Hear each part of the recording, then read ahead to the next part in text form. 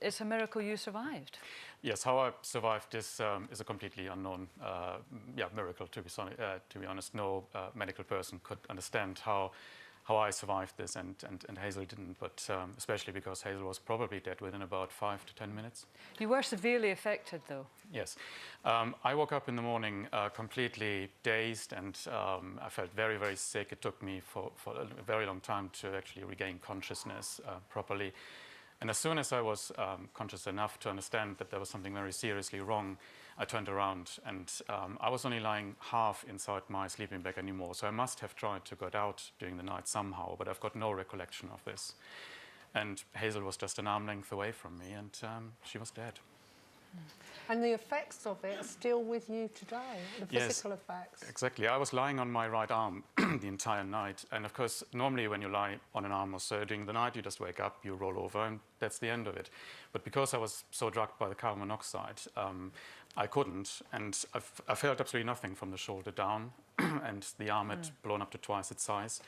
And I was for 2 weeks in intensive care. I had 8 operations in order to save the arm, but it was close for the surgeons to take the arm off. I was on various other kind of emergency procedures. So just because of carbon monoxide from a very small barbecue that appeared to be completely out, inactive. There was no smoke, no heat, nothing. And you're a scientist. Hazel was in the police. I mean, you guys knew about this kind of stuff, didn't you? We were both forensic scientists. We actually had a carbon monoxide alarm at home. We had our gas safety checks every year. So we were fully aware that carbon monoxide existed. But of course, the moment you go on holiday, you go into a completely different mind frame. Yeah. You're a different person. And you're especially assessing camping as well. You don't Absolutely, you're in the outdoors. Yeah. But we had just bought that tent a few months earlier, and that was virtually airtight.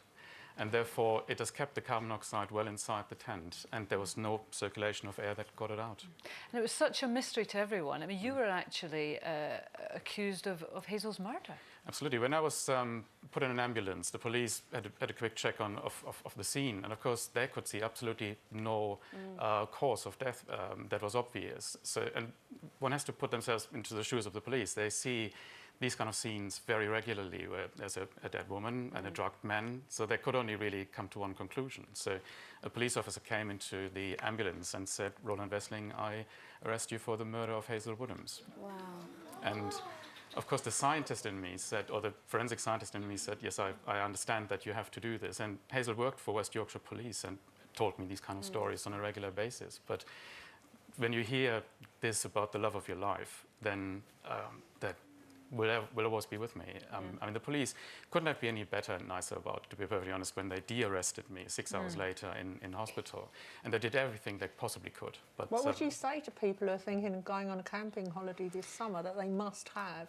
Well, there's first of all the alarm, absolutely. I mean, everyone should have a carbon monoxide alarm, of course, in their homes to start with. But if you have one, there's nothing stopping you taking that alarm with you when you go camping, when you go to a festival, or wherever you go. Even if you go abroad and you're renting a villa, you have no control over how safe that environment is. And as you said earlier, you can't smell it, you can't sense it with any human sense. So it can go through walls. It can, carbon monoxide can do so many things that are non-intuitive to us as people.